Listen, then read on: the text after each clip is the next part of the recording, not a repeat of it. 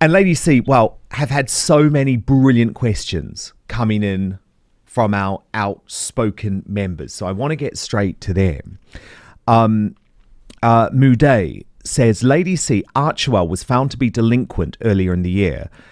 Is it close to Archewell filing its second lot of accounts? I noticed on Charity Watch that it was noted they have not been filed. And where are the Sussex pair getting their money from to sustain their lifestyle? Is it from donations?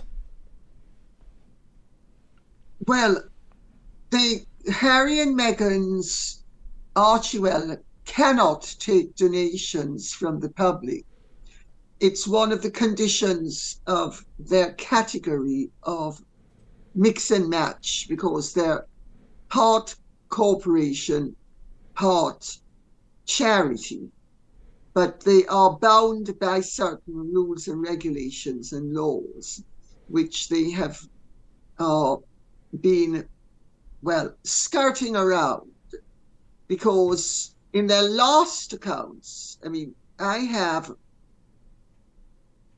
a financial genius, he's an accounting genius, who keeps me up to date on the reality of Harry and Meghan and their financial activities.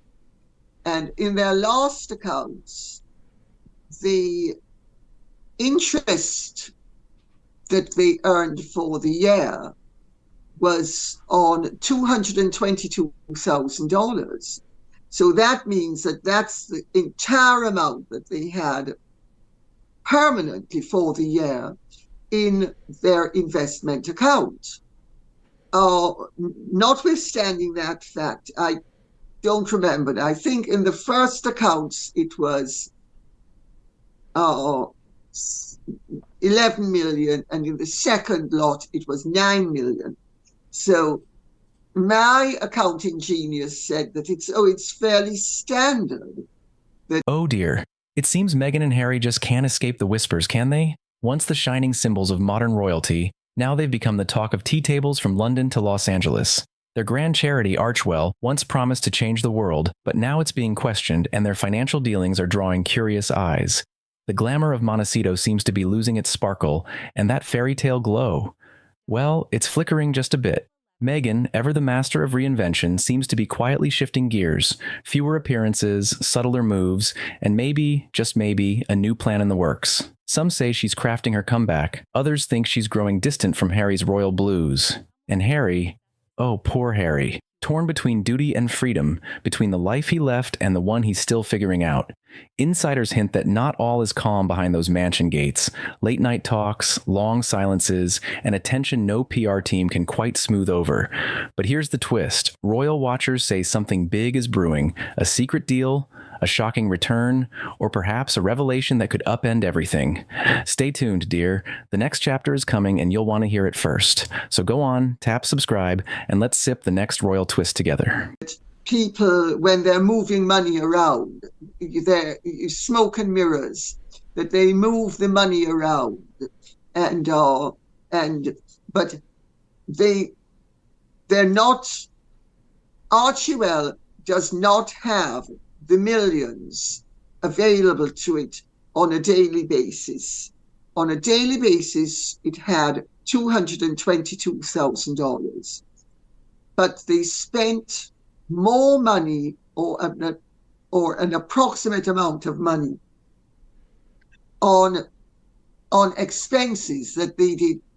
I'm not very arithmetical, so I don't have my notes in front of me. I actually did a show on this, or a part of a show on this, which you can watch on your brilliant YouTube channel, which if you haven't subscribed to, I recommend everyone does, because it's must watch. But so, it seems that they really, my reading of the situation is they had a maximum of $11 million, which they have been playing around with and moving around. And it went from 11 million to 9 million. Doubtless this year it will go down even more. They earned pretty well for the first year that they were in the United States, before they became so unpopular. And so with each year, it's going to be diminishing returns. But they don't have a great deal of money. They have a massive mortgage on their house. They have massive expenses. And where did the money come from? I suspect some of it would have been inherited, and some of it came from their dealings. And of course, if you put things through corporations and charities, you save on tax. So, and Meghan's very sophisticated she's, if ever she decided that she wanted to cease being a scrubber, she could become a laundress. Oh, I bow down to you, Lady C. My goodness, that's hilarious. Okay, Dave Murphy from Australia, and he's a big fan of yours, Lady C. He asks, Harry looks miserable to me. I think he is stuck between a rock and a hard place, but can Lady C see a scenario where Harry could return to the UK, and how would joint custody work in the event he chose to leave Meghan so he could still see the kids?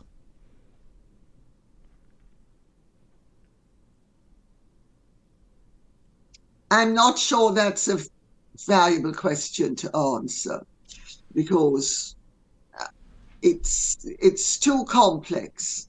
But in a best case scenario, if they separated and if they were divorced, let's put it that way, if they were actually divorced and he moved back to England, he would see the children, presumably some of the time they'd be allowed to come to England, and the rest of the time he'd have to see them in California, unless, of course, she should marry some billionaire and waft off with him.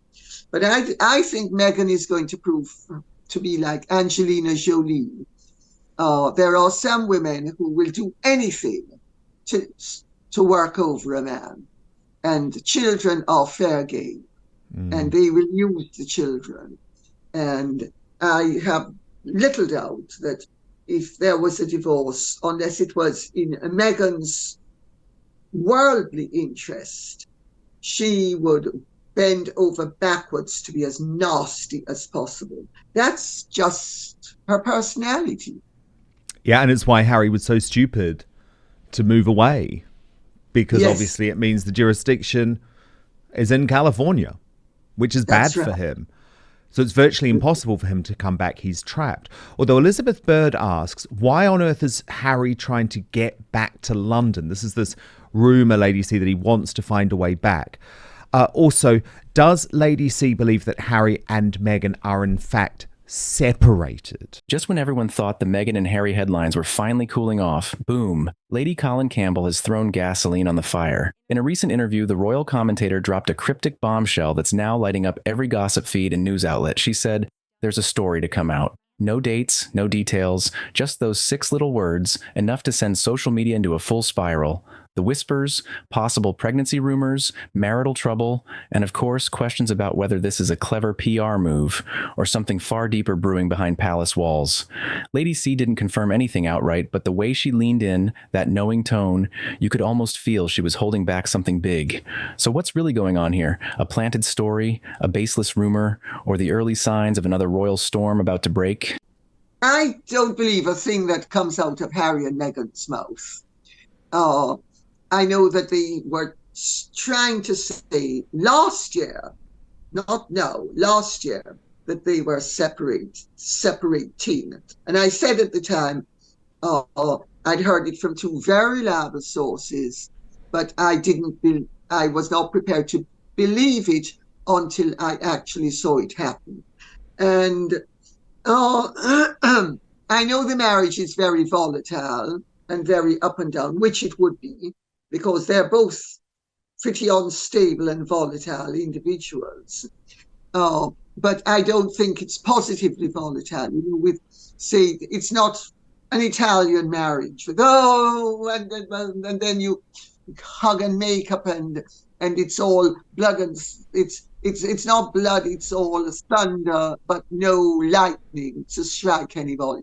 I think their marriage is, I think they're both very toxic personalities, and two toxic personalities, when they're not fighting everybody else, will be fighting each other.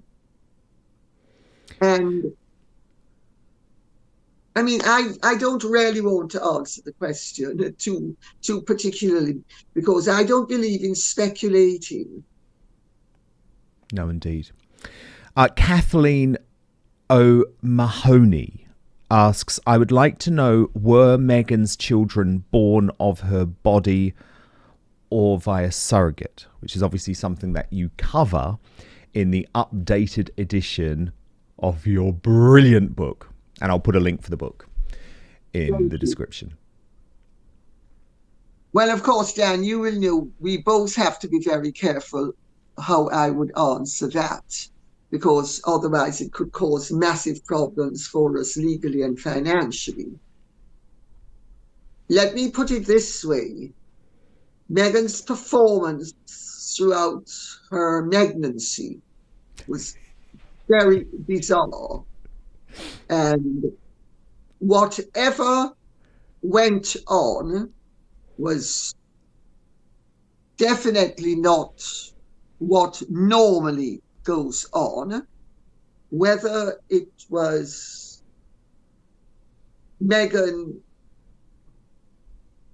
padding and Meghan playing with the size of her bum or something else. It's there is a story there to come out, and I feel sorry for the royal family, because they have been and of course this Meghan knows would be injurious to the royal family.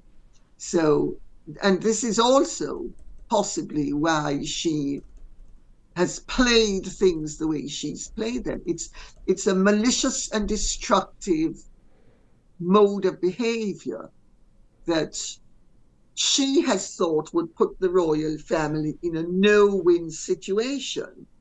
But in fact, if the royal family would simply have a bit of gumption, they would find that they could use all of this to put her in her place and in a no-win situation. But they're obviously either not resourceful enough, not imaginative enough, not experienced enough, and not brave enough. But it would take great courage, because unless it were properly handled, it could very adversely rebound upon them.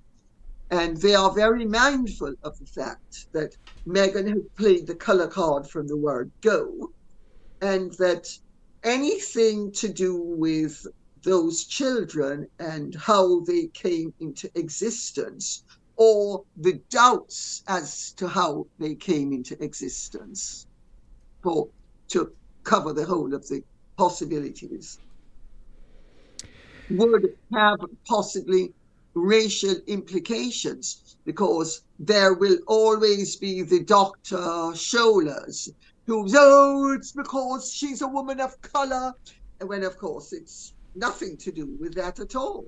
No. I mean, women of colour give birth every single day of the week without any irregularities and any speculation.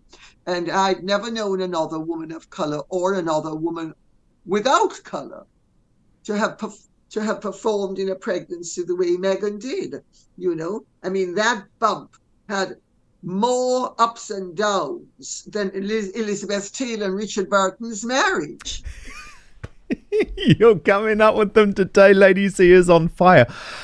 What I just want to say about this Lady C is that I'm not very across the birth of Lilibet, because obviously that took place in California, but I was very, very closely covering the birth of Archie.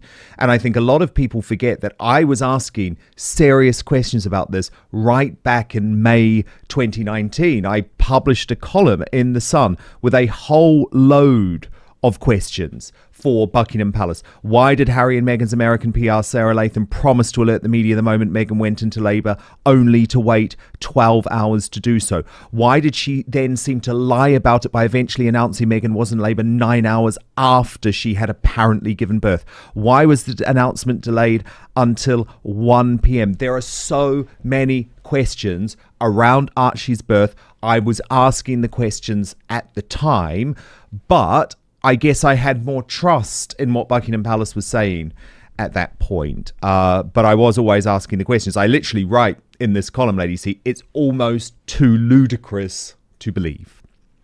Well, but we still don't have the answers. We still don't have the answers. I didn't know that you'd done all of that, Dan, and good for you. But the fact of the matter is, asking Buckingham Palace when Buckingham Palace was being misled by Harry and Meghan, Buckingham Palace was relying on them for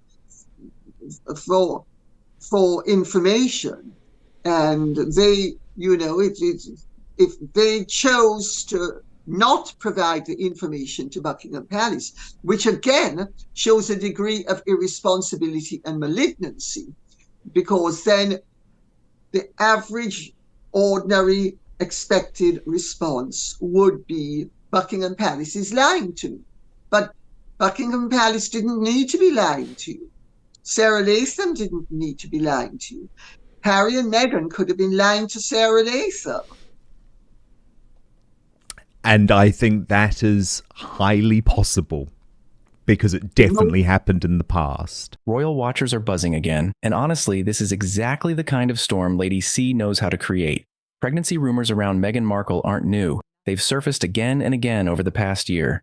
But Lady C's latest tease has breathed new life into them. Why? Because there are little signs fueling the curiosity. Meghan's limited public appearances lately, her wardrobe shifting toward looser, layered looks, and Harry and Meghan slowly stepping back from joint appearances. Nothing's been confirmed, of course, but in the world of royalty, silence breeds speculation, and the whispers are growing louder. What's even more intriguing and delicate is Lady C's subtle hint that all may not be well behind the scenes. No direct accusations, but the tone said enough. She pointed out how Harry and Meghan are showing up separately, how they're diving into different projects, and how more and more stories are surfacing, unverified, yes, but painting a picture of distance between the Duke and Duchess. Coincidence? Maybe. But when Lady C hints that something's off, the royal world listens. Barbara Brown, Lady C, asks, do you think Trump threatening Harry's right to stay in the US will undermine the strong alliance the UK and US have enjoyed for 80 years?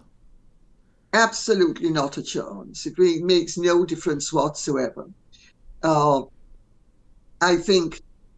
don't think Trump is, if he gets in, is going to kick Harry out. Remember, Harry was let in under Trump's presidency, not under Biden's. Biden has protected him, but Trump is the one who let him. So which was quite correct of Trump to do, incidentally. But I do not see that anybody of any political persuasion in the United States is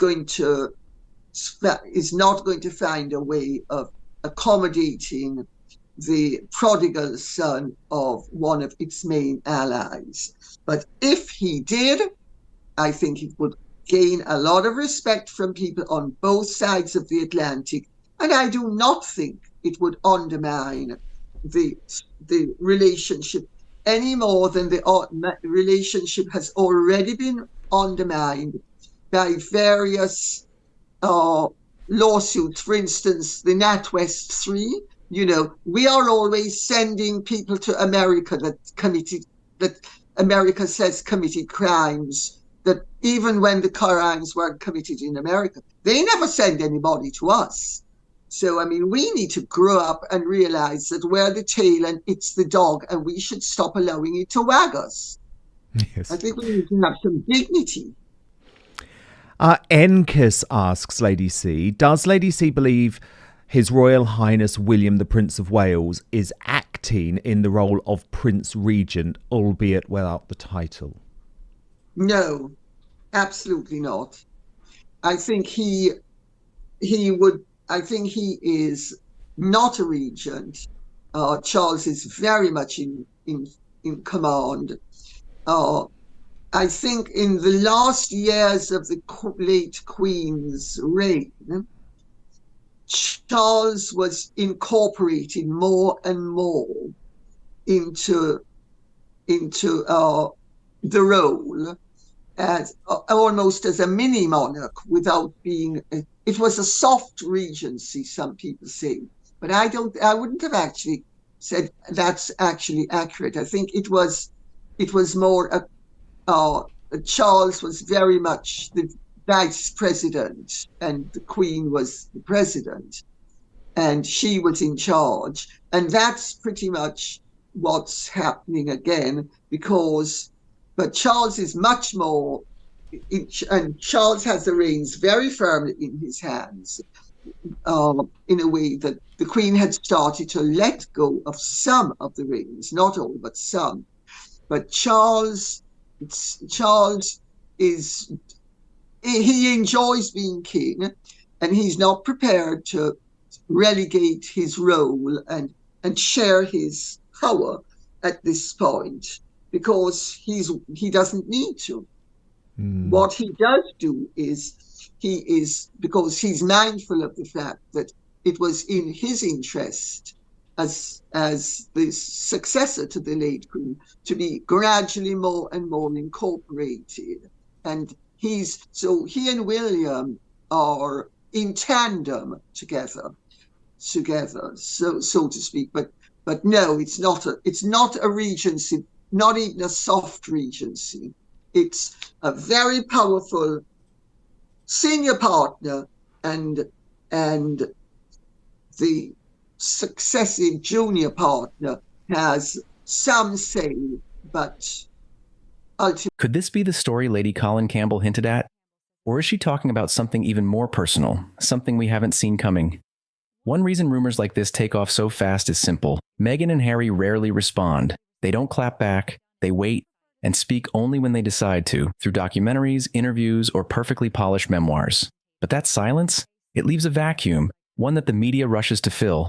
And in that silence, voices like Lady C's grow louder, their theories spreading faster than facts. So, is Meghan pregnant? Is her marriage to Prince Harry under pressure? Or is Lady C just stirring the royal pot again to keep those headlines spinning? Hard to tell, but one thing's certain. When she says there's a story coming, people listen. Whether it's truth or just clever timing, we'll have to wait and see. So what do you think? Is Lady C sitting on something real, or just playing the game better than anyone else? Drop your thoughts below, and if you love real royal breakdowns without the fluff, make sure to like, subscribe, and tap that bell so you don't miss what comes next.